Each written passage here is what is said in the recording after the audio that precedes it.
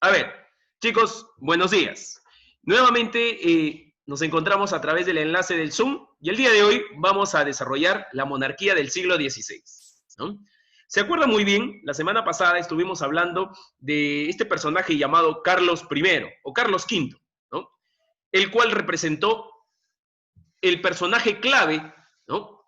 Para llevar a España a categoría de ¿qué? De imperio, ¿no? Carlos I fue aquel rey o monarca que estableció grandes decisiones y obras a favor del imperio español. Recordemos muy bien que Carlos pertenece a la dinastía Habsburgo, ¿no? ¿Recuerdas? ¿No? Debido a que es sucesor de su padre, ¿no? El rey, en este caso Felipe el Hermoso, y de su madre, ¿no? La tal recordada Juana la Loca. Entonces, Carlos I va a generar gran desarrollo dentro de los intereses de la corona española. Recuerdas muy bien cuando hablamos acerca de la dinastía Habsburgo, ¿no? Esta gran etapa de desarrollo en España se va a dividir en dos momentos, ¿te acuerdas? Las Austrias mayores y las Austrias menores. Entonces, vamos a iniciar justamente recordando lo que hemos tratado ya la semana pasada. Ahí está, la monarquía en España, ¿no? Recuerda muy bien que la historia del reino español se divide en tres momentos. La dinastía Trastamara, con los famosos reyes católicos, Isabel y Fernando, que lograron, escúchalo bien, lograron liberar al pueblo de España de la dominación de los árabes, ¿te acuerdas? Ese acontecimiento que lo hemos tratado el año pasado. ¿Cómo se llama? La Reconquista Española, que duró más de 7 siglos. Entonces, una vez que los reyes católicos lograron, ¿no?, expulsar a los árabes de España, estos reyes, ¿no?, promovieron el desarrollo del reino español. Entonces, ¿te acuerdas que promovieron los viajes de Cristóbal Colón, ¿no?, hacia la búsqueda de nuevos territorios, ¿no? ¿Cuál era el objetivo de los reyes católicos? Apoyar a Cristóbal Colón para que pueda buscar una nueva ruta que lo llevase hacia el continente, ¿no?, del Oriente, el continente asiático. Claro, pero se llevó la sorpresa de que, ¿no?, sin querer queriendo, había descubierto un nuevo territorio, el cual posteriormente sería bautizado con el nombre de América. Ahora, otro de los grandes aportes de los reyes católicos para promover el desarrollo de España fue, ¿no?, la creación de una escritura oficial, de un idioma en sí, ¿no? Fue el castellano, ¿correcto? Que iba a unificar, iba a unir toda la identidad de España. Ahora, una vez que los reyes católicos, ¿no?, dejaron su legado, su poder, tenían como única heredera a su hija, la tal recordada Juana la Loca, la cual, ¿no?, se casó con un príncipe muy poderoso en aquellos tiempos, de Alemania, el tal recordado Felipe el Hermoso. Y del Hermoso y de la Loca salió justamente este personaje llamado Carlos I, que a partir del gobierno de Carlos se va a dar el desarrollo de la segunda dinastía, los tal llamados Habsburgo. Mira acá tenemos, ¿no?, la dinastía Habsburgo. Esta imagen también lo presenciamos la semana pasada, ¿no? La dinastía Habsburgo se divide en dos procesos, las Austrias mayores y Austrias menores. ¿Qué quiere decir eso? Las Austrias mayores vendrían a ser, ¿no?, aquel máximo esplendor que logra España.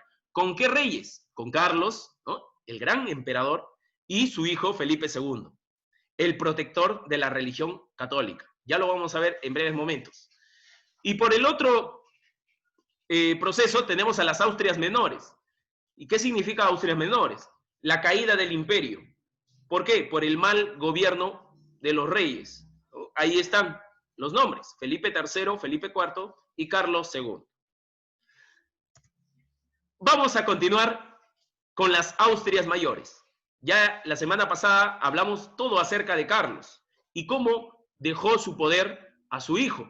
Su hijo solamente aceptó el reino de España, pero no le bastaría eso para convertirse en un gran personaje de la historia mundial. Felipe II, a pesar de que recibió solamente la herencia de España, porque él mismo lo quiso, porque en primer lugar no dominaba el idioma alemán y prácticamente toda su vida se había formado en España. Entonces él aceptó heredar la corona española. Y te acuerdas que Carlos dejó la herencia de Alemania a su hermano menor, ¿no? El tal recordado Fernando. Entonces, acá nos vamos a enfocar de Felipe II.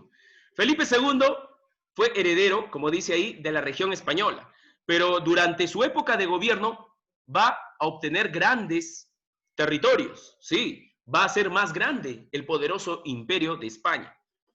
Su frase de su política de gobierno va a ser: se convierte en el máximo protector de la Iglesia Católica. Y justamente todas las batallas épicas de las cuales vamos a hablar corresponden a defender los ideales y la ideología de la religión católica. ¿Te acuerdas que su padre también era defensor de la religión? Y recuerda muy bien que para esta época, ¿cuáles eran aquellos movimientos que atentaban contra la Iglesia? Claro, los movimientos protestantes. Y Felipe II va a enfrentar constantemente a los protestantes en diferentes territorios de Europa. ¿Con el fin de qué? De mantener la solidez de la Iglesia. Él era fanático, seguidor de la Iglesia Católica y de todos los principios. Ahora, un pasaje muy recordado de su vida, de Felipe II, que era un poco desafortunado con las mujeres. ¿En qué sentido? ¿No? Él no era nada feo, ¿eh? Yo me refiero a que este personaje no tenía suerte con las mujeres. ¿Por qué? Porque cada vez que se casaba, fallecían sus esposas, por diferentes circunstancias de las cuales nosotros vamos a hablar y lo vamos a explicar. Tuvo 4 mujeres, ¿no? Isabel de Valois, princesa de Francia; María Tudor, princesa de Inglaterra; María de Portugal, ahí lo dice, ¿no? Princesa de la nación portuguesa; y la princesa Ana de Austria, ¿correcto? La última esposa que tuvo. Entonces, vamos a señalar acá lo siguiente. Listo. Comenzamos con la aventura del gran Felipe II. Fíjate, Felipe II tenía el objetivo y la convicción de defender la Iglesia Católica a costa de todo, ¿no? Porque esa había sido su formación. Este personaje llamado Felipe II no era como su padre Carlos I. Su padre Carlos I era más drástico, era más rápido al momento de utilizar estrategias. En cambio, Felipe era más parsimonioso, ¿no? Era una persona un poco flexible. En cambio, Carlos era más rígido. Entonces, ¿qué es lo que sucede? ¿No? Durante la época de Felipe II, los movimientos protestantes se van a hacer cada vez más notorios. En cambio, su padre, Carlos I, ¿no? Había reprimido, había prohibido la religión protestante o los protestantes. Entonces, Felipe II, al ser muy flexible, al ser una persona muy ligera... A ver.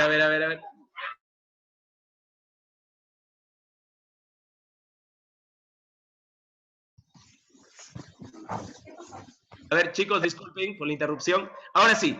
Entonces, al ser Felipe II muy ligero, ser una persona muy flexible, no tenía los dotes de su padre, ¿no? Su padre constantemente había perseguido a todos los protestantes. ¿Te acuerdas? Al famoso Martín Lutero, del cual ya hemos hablado hace muchas clases atrás. Felipe II era muy condescendiente, por eso los movimientos protestantes se hicieron más notorios en su época. Crecieron más inclusive, ¿no? Pero a pesar de eso, Felipe II trató de combatir, enfrentar y sobre todo eliminar a los protestantes. ¿Cuál va a ser su primer enfrentamiento? Bueno, se va a producir el enfrentamiento con Francia. ¿Y por qué con Francia? Recordarán muy bien que cuando hablamos de Carlos I, ¿no? La semana pasada, Carlos inició una guerra con los reyes de Francia. Y este personaje, llamado Felipe II, va a culminar el conflicto que había dejado su padre, ¿no? Carlos I había iniciado una guerra contra los franceses de manera continua. Ahora, entonces, ¿cuántos años de conflicto duró entre España y Francia. Si hablamos de que Carlos fue quien inició la guerra entre Francia y España, los años que se extendieron fueron durante 80 largos años. Carlos inició la guerra contra los franceses y Felipe II la va a culminar. Y a decir verdad, ¿por qué fue el enfrentamiento entre Carlos y los reyes de Francia? Fue justamente por el territorio de Italia, ¿no? Y para esta época, Felipe II fue quien culminó con la guerra que duró 80 años, ¿no? Su padre Carlos fue quien la inició y él va a culminarla. ¿Y cómo quedó los acuerdos entre España y Francia para terminar esta guerra que duró 80 años? España se va a quedar con Italia, correcto, definitivamente. Y Francia se va a quedar con algunos territorios, ¿sí? Como lo ves ahí en la proyección. Calais, Metz, Toul y Verdún. Son los únicos territorios con los cuales se quedó Francia. En cambio, España se quedó con el territorio absoluto de Italia. Ahora, y para evitar más problemas entre Francia y España, el rey de Francia le ofreció, ¿no?, a su hija, ¿no?, al rey Felipe II. Y es así como se produce el primer matrimonio del rey Felipe II con la princesa Isabel de Valois, hija de Enrique II, el rey de Francia. Entonces, mira, este conflicto que duró 80 años lo van a cerrar con un matrimonio. ¿Para qué? Para que ya no haya más peleas, diferencias entre estos dos países, entre España y Francia. Lo vuelvo a repetir, ¿no? Esta guerra duró 80 años, la cual la inició Carlos y lo va a terminar su hijo Felipe II. Entonces, a modo de paz, ¿no?, el rey de Francia ofrece a su hija para casarse con Felipe II y se unen estos dos grandes y poderosos imperios. Entonces fue su primer matrimonio de Felipe II. Ahora, pero no va a durar tanto tiempo. La lucha contra los protestantes fue su segunda medida que aplicó este personaje llamado Felipe II. Recuerda muy bien, ¿no?, que el objetivo de Felipe II era enfrentarse a todos los movimientos protestantes. Es que, ¿cuál era el problema de él? Que él tenía un carácter muy, muy flexible, como te dije hace un rato. Entonces, quería detener el avance protestante como a dé lugar. Ahora, y recordarás muy bien que en la época de los reyes católicos, ¿no?, ellos fueron los que crearon, o bueno, fueron los que idearon la creación de la Santa Inquisición. ¿Y qué es la Santa Inquisición? ¿Te acuerdas? Es aquella institución que perseguía, capturaba y ejecutaba a los herejes. ¿Quiénes eran los herejes? Aquellos que cometían algún delito en contra de la iglesia. Pero ¿qué es lo que va a hacer Felipe II? ¿No? En este caso, ¿no?, sus bisabuelos, que eran los reyes católicos, habían creado la Santa Inquisición. Él va a cambiar de nombre a esa institución. La va a llamar el Tribunal del Santo Oficio, ¿no? ¿Te acuerdas que cuando hablamos de la Contrarreforma Católica, hablamos de que la Santa Inquisición cambió de nombre, de Tribunal de la Santa Inquisición a Santo Oficio, pero simplemente era nombre, porque seguían cumpliendo la misma función, capturar y ejecutar a los herejes? Ahora, durante el gobierno de Felipe II, justamente se da la creación de la Compañía de Jesús. ¿Te acuerdas? Ese movimiento que se encargaba de perseguir a todos los herejes que estaban en contra de la iglesia. Ahora, otra de las medidas de Felipe II fue eliminar toda la tradición de los árabes. Hace un rato habíamos hablado que los árabes habían invadido España durante más de 7 siglos. Y todavía quedaban algunos, no demasiada población, sino algunos que otros. Y esos algunos que otros todavía seguían manteniendo sus tradiciones y costumbres. ¿Qué es lo que hizo Felipe II? Obligó a que aquellos árabes, si se querían quedar en España, tenían que cambiar de tradiciones y costumbres. Y tenían que adoptar la religión y las costumbres de los españoles. ¿Y cómo se le llaman a aquellos árabes que van a adoptar la tradición española? Se le van a llamar moriscos, ¿correcto? Entonces, esa fue una de las medidas que aplicó Felipe II para eliminar todo movimiento protestante.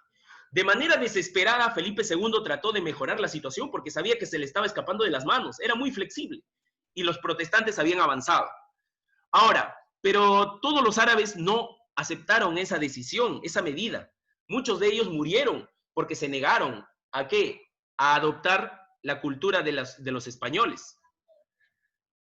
Ahora, entonces, en este caso, ¿no? Los moriscos o los árabes, ¿no? Muchos tuvieron que aceptar a la fuerza porque fueron amenazados a muerte. Entonces, de esa forma es la cual, ¿no? Felipe II está tomando medidas apuradas, apresuradas, porque sabía muy bien que se le estaba saliendo de control toda esta situación de los protestantes. Ya los protestantes se habían desarrollado en gran parte de Europa. Ahora, y en España también habían muchos movimientos protestantes. Es el caso, ¿no? De los árabes, ¿no? Entonces, fueron obligados los árabes. Y aquellos que no querían o no aceptaban, eran ejecutados. Ahora, durante este proceso, ¿no?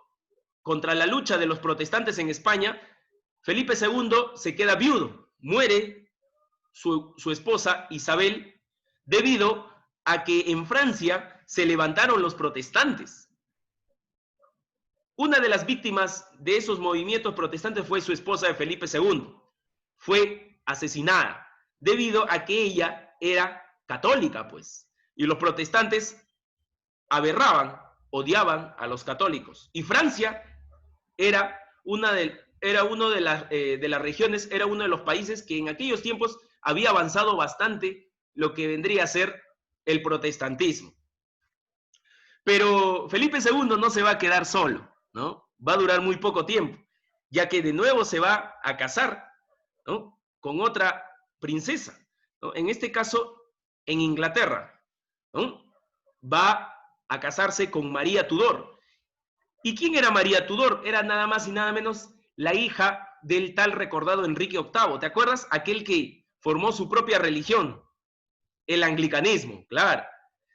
Recordarás muy bien que Enrique VIII se autodivorció, ¿no? Porque le pidió al Papa que lo divorciara de su primera esposa, ¿no? Y el Papa no quería. Entonces, él mismo creó su religión y él mismo se autodivorció. ¿Y cuál era su religión? El anglicanismo. Ahora, de su primera esposa, de la cual se divorció, tuvo una hija. Esa justamente es María Tudor. Pero su hija, a diferencia de su padre, su hija era católica, ¿no? De Enrique VIII. En cambio, Enrique VIII ya tenía su propia religión. En cambio, su hija seguía siendo católica. Y una vez que su padre murió, Enrique VIII solamente tuvo una hija. Justamente fue María Tudor. ¿Te acuerdas que se casó con su amante? Sí, ¿no? Con su amante no tuvo ningún hijo, ¿no? Solamente tuvo con su primera esposa de la cual se divorció. Y era mujer, era justamente la princesa María Tudor, la cual, al estar prácticamente sola, ¿no? Después de la muerte de su padre, Enrique VIII, y como era católica, entonces Felipe II no desaprovechó el tiempo y se unió en matrimonio con la princesa María Tudor, casándose. Los dos católicos, claro. Y a partir de ese momento Inglaterra nuevamente iba a ser católico, claro, porque te acuerdas en el gobierno de Enrique VIII, él había obligado a que todos sean de la religión anglicana, claro. Ahora nuevamente van a ser católicos. Pero eso no va a durar mucho tiempo en Inglaterra. Ya lo vamos a ver en breves momentos. Ahora, te dije hace un rato que los protestantes habían avanzado por toda Europa. Entonces, en Holanda también se había hecho muy intenso el avance de los protestantes. Ahora, cuando Carlos I todavía estaba en vida, todavía era rey, te dije muy claro que era muy estricto. Él no había dejado que avancen los protestantes. Pero Felipe II, al ser muy flexible, los protestantes hicieron de las suyas y siguieron avanzando con su movimiento religioso. Ahora, Holanda era un territorio que estaba bajo el poder de España desde la época de Carlos. Cuando Felipe II se convirtió en rey, los holandeses ya no lo respetaban porque era muy flexible. Era muy flexible, era una persona muy ligera. Entonces, ¿qué es lo que dice acá? Mira, si te das cuenta, dice bien claro que Felipe II era rechazado como el nuevo rey, claro. en Holanda nadie lo aceptaba. Aparte que Felipe II siempre estaba en España, ¿no? Muy poco había visitado tierras holandesas. Ahora, pero sí, Felipe II obligó a que Holanda no se propague el protestantismo, pero poco caso le hicieron, ¿no? Entonces, avanzó rápidamente el protestantismo por Holanda y él tuvo que verse obligado, Felipe II tuvo que verse obligado a enviar a un general llamado el Duque de Alba. ¿Para qué? Para detener el avance del protestantismo. A ese grupo, a ese ejército que envió, liderado por el Duque de Alba, el que vemos acá, a tu mano izquierda, el que está apuntando con la flechita, ¿no? Él es el Duque de Alba.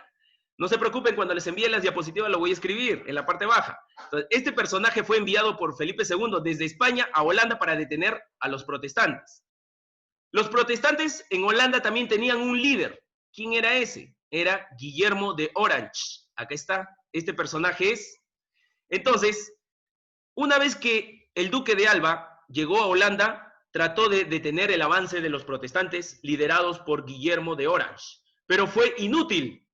¿Por qué? Porque los holandeses mantuvieron el avance del protestantismo. Ahora, aparte que Holanda fue apoyado por Inglaterra y por Francia. ¿Para qué? Para derrotar al enviado de Felipe II, el famoso y temido Duque de Alba. Entonces, los protestantes fueron apoyados por ingleses y por franceses. Pero, profesor, usted me dijo que Inglaterra nuevamente había regresado a la religión católica. ¿Por qué apoyaría Inglaterra a los protestantes? No, es que para ese tiempo, su segunda esposa ya de Felipe II también fue ejecutada. ¿Por qué? Porque Enrique VIII, ¿te acuerdas? Quien creó la religión anglicana, ¿no? Tenía una sobrina directa que también reclamaba el trono. Y como sabía muy bien que María Tudor era una persona muy parsimoniosa, ¿no? No tenía tanto carácter, aprovechó esa circunstancia. ¿Y cuál era esa sobrina de Enrique VIII? Esa sobrina de Enrique VIII era llamada Isabel. Aquí está, mira, en la parte baja hay una imagen de la que se convertiría en la reina Isabel. Apodada como la Virgen. ¿Por qué? Porque no tuvo cónyuge, no tuvo esposo. Entonces, esta sobrina de Enrique VIII apareció en escena y reclamó el trono de su tío Enrique VIII, que solamente había dejado como heredera a María Tudor, que ya se había casado con Felipe II. Pero ella reclamó y levantó a todo el pueblo de Inglaterra y capturaron a María. ¿Y qué hicieron? Le cortaron la cabeza a María Tudor. Y entonces Isabel se hizo con el gobierno de Inglaterra a partir de ese momento. Y a partir de ese momento también Inglaterra nuevamente pasó a ser parte de la religión anglicana. O sea, por eso te dije hace un rato, ¿no?, que esa religión católica que se restableció solamente iba a durar por poco tiempo. Ahora, al enterarse Felipe II de que su segunda esposa había sido ejecutada, nada más y nada menos por su propia prima, ¿no?, va a cobrar venganza, porque sabía muy bien que Inglaterra era un territorio importante para Felipe II. Entonces, y sobre todo también porque habían ejecutado a su esposa, pues, ¿no?, de una forma sanguinaria. Entonces, es por ese detalle que Inglaterra apoya a los protestantes en Holanda y ganan los holandeses en contra de Felipe II. Entonces, a partir de ese momento, Holanda se convierte en un territorio protestante. Ahí está. Entonces, mira lo que dice acá. ¿Cuál fue el resultado? El resultado fue que España no logró vencer a los protestantes en Holanda porque fueron apoyados por los ingleses y por los franceses. A la vez, España se preocupó tanto por detener a los protestantes que había bajado su economía. Su economía había bajado por tanto haberse enfocado en detener a los protestantes en Holanda. Ahora, pero Felipe II no se iba a quedar solo por mucho tiempo. Nuevamente llega otra mujer a su vida. Y esta sería justamente la tal recordada, ¿no?, esta sería la tal recordada, ¿no?, María, ¿no?, de Portugal, ¿no? María de Portugal vendría a ser, ¿no?, su segunda, disculpen, su tercera esposa, ¿no? ¿Y cómo así se casa con esta princesa? Es que para aquellos tiempos Felipe II era tan suertudo, ¿no?, que el rey Juan II de Portugal había fallecido y no había dejado hijos, varones, herederos. La única era su hija María. Entonces, este personaje Felipe II astutamente va a casarse, ¿no?, bajo contrato con la princesa María de Portugal. Y así, a partir de ese momento, va a obtener el poder también de Portugal. Imagínate, qué astuto fue Felipe II. ¿Y por qué o cuáles eran las intenciones de Felipe II unirse en matrimonio con María de Portugal? Porque para aquellos tiempos Portugal era el segundo imperio más poderoso en aquellos tiempos, sí, después de España, claro. Entonces, ¿y por qué era tan importante Portugal para Felipe II? ¿Por qué quería unirse ante la princesa de Portugal? Porque tenía una de las mejores flotas marítimas, Portugal.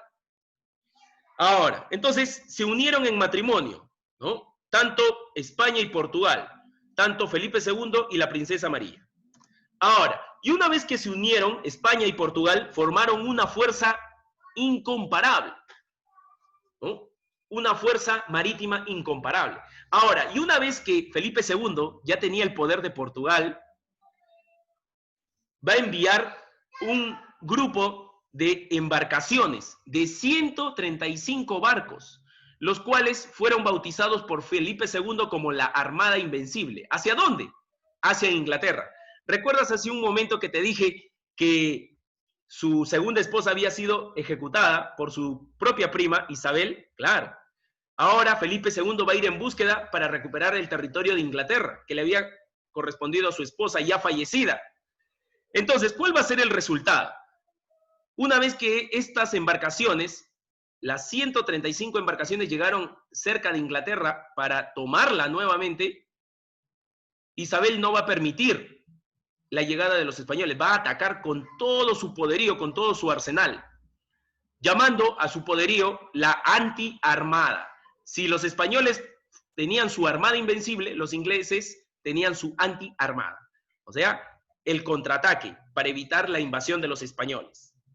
¿Cuál fue el resultado? España no logró invadir Inglaterra. Todo lo contrario, España fue derrotada.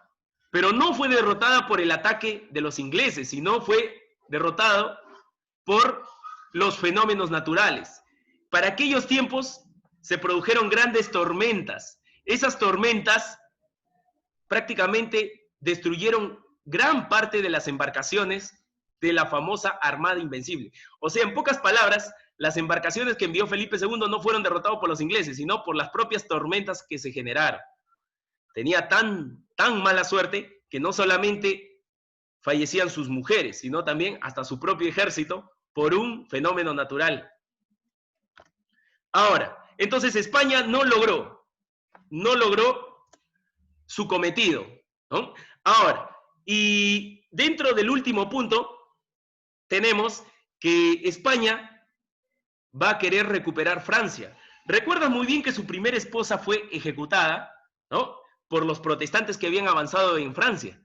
¿Y cómo había quedado esa situación? Claro, los protestantes habían tomado el control en Francia, pero de la primera esposa, Felipe II había tenido una hija que se llamaba, ¿no?, Isabel, igual que su esposa, la reina francesa, ¿no? Entonces, ¿qué es lo que hizo astutamente Felipe II? Ya que no había ganado ni en Holanda, ni en Inglaterra, su última opción era Francia. Entonces, ¿qué hizo? Como había tenido una hija con la primera esposa de Francia, entonces ofrece a su hija como la sucesora al trono. Pero para aquellos tiempos los protestantes se van a negar. Claro, porque si entra una princesa católica, es imposible de que los protestantes sigan haciendo de las suyas. Entonces los protestantes se negaron. Dijeron, no vamos a aceptar ningún católico como rey o como reina. No. Además, Felipe II quería utilizar a su hija. ¿Por qué? Porque al final de cuentas, ¿quién iba a controlar ese territorio? Felipe, pues, no la hija, ¿no? Felipe. Entonces, los protestantes se negaron y su hija no fue aceptada en Francia, por más que haya sido sucesora directa, ¿correcto? Entonces, se produce la expulsión. ¿Cuál fue el resultado? La expulsión de la hija de Felipe II, ¿no? ¿Y quién va a asumir el gobierno? Un protestante en Francia, que sería llamado Enrique IV, ¿correcto? Ahora, a partir de ese momento en Francia se va a consolidar, a, se va a hacer más poderoso el protestantismo. ¿Por qué? Porque un rey protestante va a gobernar el territorio francés.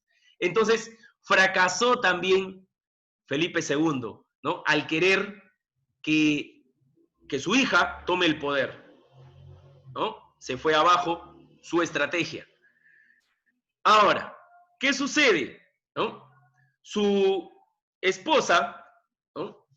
María de Portugal, te acordarás muy bien, en este caso había muerto.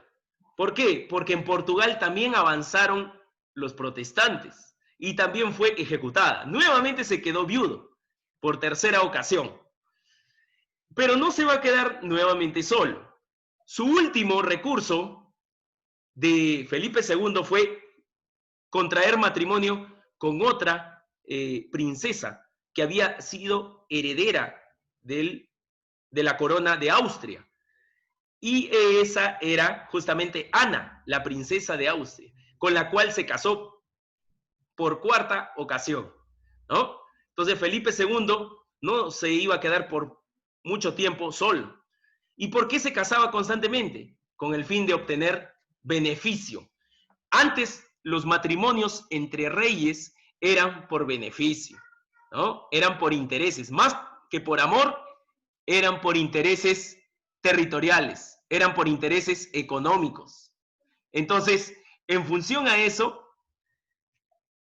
se produce el fin del gobierno de Felipe II, el cual va a dejar su poder, ¿no?, a su hijo, el tal recordado Felipe III, ¿correcto?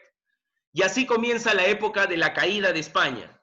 Recuerda muy bien que Felipe no había logrado salirse con la suya. Quería someter a los holandeses, quería someter a los franceses, quería recuperar Inglaterra, pero no lo logró. E inclusive Portugal, porque se casó con la princesa de Portugal, pero también murió su esposa, ¿no? Por el avance de los protestantes. Entonces, fíjate, ¿no? Tan mala suerte tenía este rey, debido a que era muy, muy apacible, era una persona muy flexible, de poco carácter, a diferencia de su padre, el tal recordado Carlos I. Y así culminamos, y les agradezco muchísimo, y les doy las gracias por estar presente en la sesión del día de hoy. Entonces, culminamos así el tema de hoy, las monarquías absolutas del siglo XVI. Segunda parte en España.